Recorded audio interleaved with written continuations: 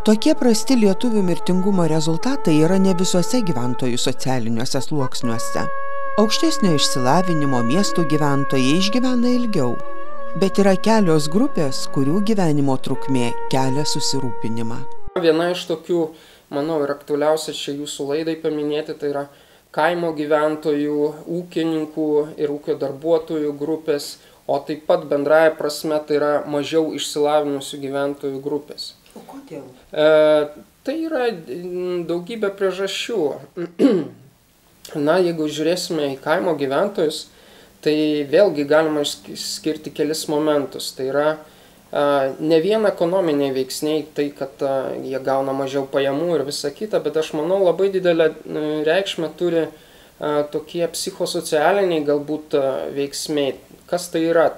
Tai sakykime, prisiminkim truputį istoriją, tai Lietuvos kaimas išgyveno didžiulius socioekonominius ir politinius sukrėtimus, pradedant nuo pokario kolektyvizacijos, ūkių naikinimų ir baigiant 10-ojo dešimtmečio pradžioje pradėtom, galbūt ir ne visai sėkmingom reformom, kurios per kelis kartus sunaikino tas kaimo bendruomenės, bendruomeniškumo jausmą, tą vadiname. Ir tai akivaizdžiai atsiliepia kaimo gyventojų psichologijai. Iš kur mes tai matome? Mes tai matome iš visų pirma labai aukšto savižudybių skaičiaus kaimo gyventojų tarpe.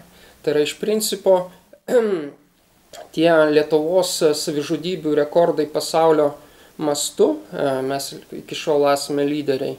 Tai yra būtent vėlgi ateina iš tų tokių rizikos grupių ir viena iš tų rizikos grupių yra kaimo gyventojai. Iš ten būtent yra milžiniškas savižudybių skaičius ir kitų problemų. Taip pat mes matome labai daug tokių kaip alkoholio naudojimas ir su tuo susijusiu su alkoholiu mirties priežastys. Vienas iš tokių irgi labai įdomių ir sakyčiau labai tokių netikėtų rezultatų, tai yra būtent kaime dirbančių moterų mirtingumas nuo alkoholio ir nuo smurtinių mirčių, kai jeigu palyginsime su miesto moterimis tarnautojomis, tai kaime dirbančios ūkininkės ir ūkio darbininkas, jų mirtingumą nuo alkoholio rodiklis yra net 12 kartų didesnis nei miestiečių. Jeigu mes tos moteris kaime gyvenančius, jų mirtingumo dėl mirčių, dėl smurto tikimybė yra 5-6 kartus didesnė nei miesto moterų. Tai yra didžiuliai skirtumai ir rodo iš tikrųjų tas tokias vėlgi specifines problemas. Be to pati nelygybė, patys tie skirtumai, socioekonominiai, socialinė nelygybė iš tikrųjų taip pat galima sakyti žudo, todėl kad tai yra vėlgi vienas iš tokių psichosocialinio streso veiksnių, kai žmogus mato socialinę neteisybę ir jis jaučiasi bejėgis ką nors pakeisti ir per tai vėlgi kyla tos problemos. Juk dažnai girdime prasigėręs kaimas, daugybė alkoholio problemų, tokia etiketė, bet iš tikrųjų, jeigu mes kalbame apie tas problemas, tai žmonės taip elgiasi, taip rizikingai elgiasi, prisimint tokią elgseną, tai ne todėl, kad jiems tai patinka, tai yra glūdi iš tikrųjų gilesnės kažkokios priežastys, socialinės, psichologinės tokios priežastys, kurios ir lemia tokius žmonių veiksmus ir automatiškai tai mes identifikuojame per gyventojų mirtingumo rodiklius. Lietuviai visada pasižymėjo kantrybę. Jie įpratę tyliai vilkti savo naštą. Ir dabar, be triukšmo, tyliai įsivaikšto, palieka savo gimtąją žemę. Ko gero, tai yra nebylus atsakas į socialinės neteisybės. O tam, kad Lietuvoje dar būtų lietuvių, matyt reikia ieškoti būdų, kaip gerinti jų gyvenimą. Šiandien mes matome labai tokio daug nepamatuoto taupimo ir, sakykime, bijojimo investuoti lėšas į ateitį, tai yra planuoti kažkokius fundamentalius sprendimus ilgalaikius, kaip prasme, ne tai, kad šiandien sutaupysime, o rytoj galbūt iš tikrųjų tų lėšų iš viso nebereikės, nes ant tiek problemos bus stiprios. Tai turi būti suprantama, kad europiniai tyrimai, pavyzdžiui, parodo, kad mirtingumo skirtumai ir tokių rizikos grupių, gyventojų grupių egzistavimas šalies mastu lemia labai didelius ekonominius nuostolius, todėl kad akivaizdu, kad prarandame darbingi žmonės, darbingo amžiaus žmonės. Lietuvoje vienas svarbiausių problemų yra labai aukštas darbingo amžiaus vyrų mirtingumas. O tai yra sukurtas bendrasis vidaus produktas, tai yra prarandama per socialinę apsaugą, tai yra prarandama per sveikatos apsaugą.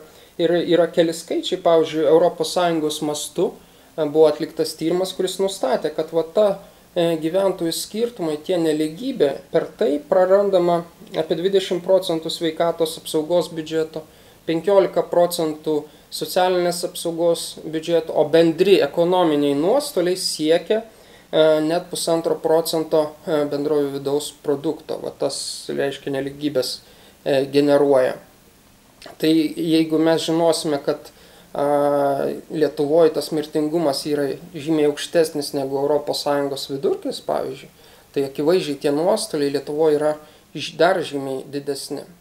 O veiksmų grupės būtų ir kryptis būtų kelios. Tai iš tikrųjų, kaip jau paminėjau, tai yra visų pirma kaimo bendruomenių stiprinimas ir atkūrimas. Tai yra iš tikrųjų labai stiprus veiksnys, kuris būtent padės sumažinti tą psichosocialinę įtampą, leis žmogui atsispirti į kažką, tos tokius rasti socialinę paramą. Ir aš manau, netgi tai žymiai stipresni veiksniai, bent jau sveikatos prasme, nei kažkokie tiesioginės ekonominės injekcijos, kurios gali būti lengvai pravalgomas. Tai visų pirma, stiprinti psichologinę sveikatą. Na ir žinoma, bendros visos šalies lygmenių vis dėlto, jeigu pažiūrėsime į kitų šalių patirtį, tai iš tikrųjų nei viena šalis neturi ramios ateities, jeigu bus išlaikytas tokio lygio socialinė nelygybė, socioekonominė nelygybė, pajamų nelygybė. Tai akivaizdu, kad tvari, subalansuota socialinė raida bus neįmanoma, jeigu ir toliau šie socialinės nelygybės rodikliai blogės. Žinoma, Lietuvai buvo būtina ir yra iki šiol būtina tą reformuoti griozdišką sovietinę sveikatos apsaugos sistemą. Atrodo, taip nedaug reikia, kad Lietuva nebūtų linksniuojama tarp tų šalių, kurių žmonių gyvenimo amžius trumpiausias.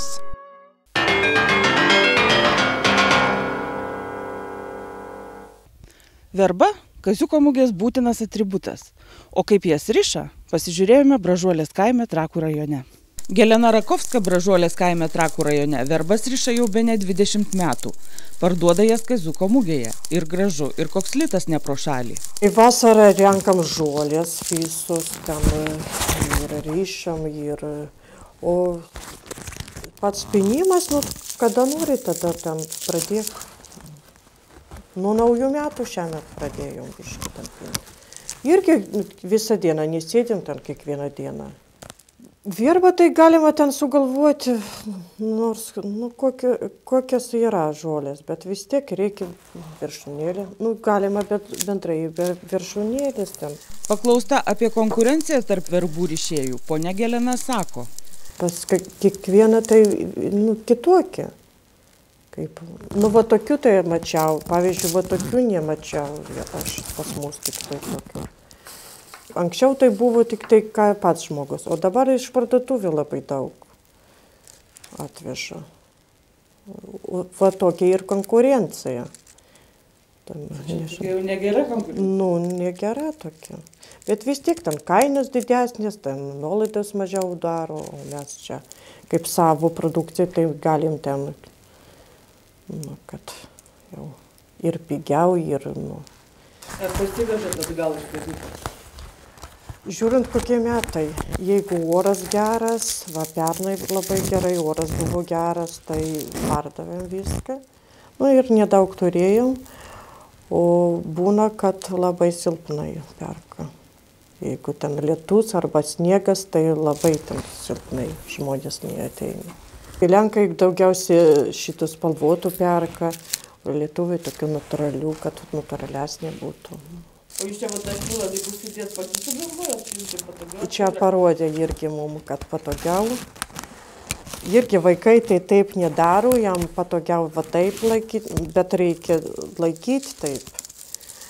O man, kad greičiau, kad čia laikytųsi. Jeigu didelė verba, irgi, kad rankos laisvesnės būtų. Iš tiesų verbos ne Trakų ar kokio kito Lietuvos rajono išmislas. Verbas rišti pradėta Vilniaus krašte.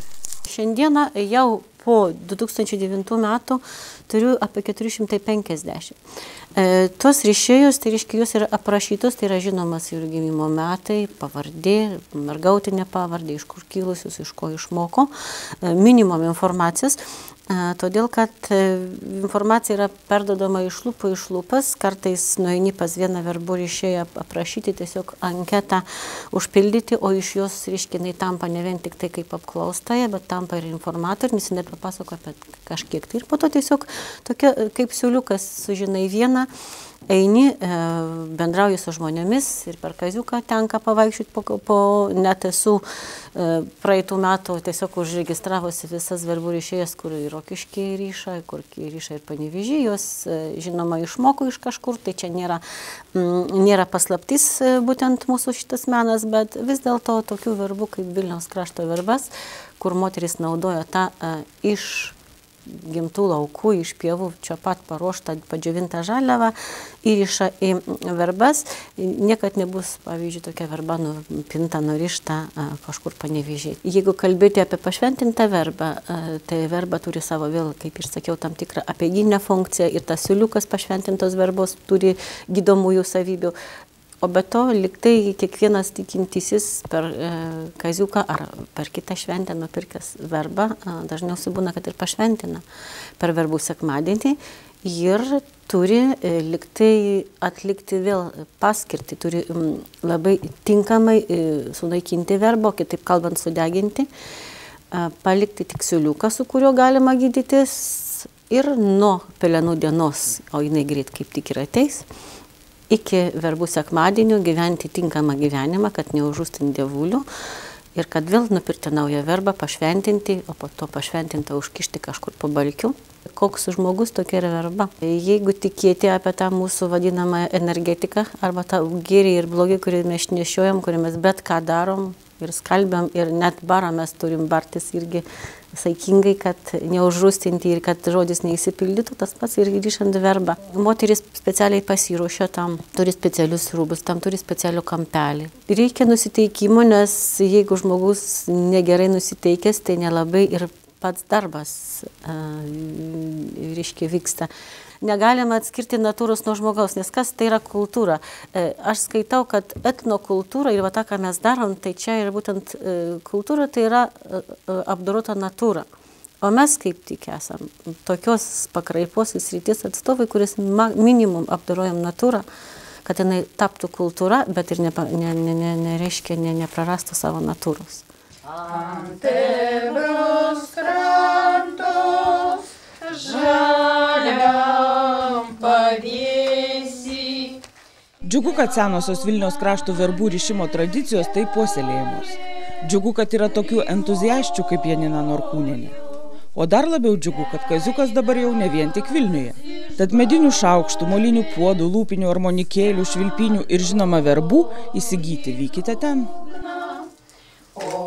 Akis jos ašarojo.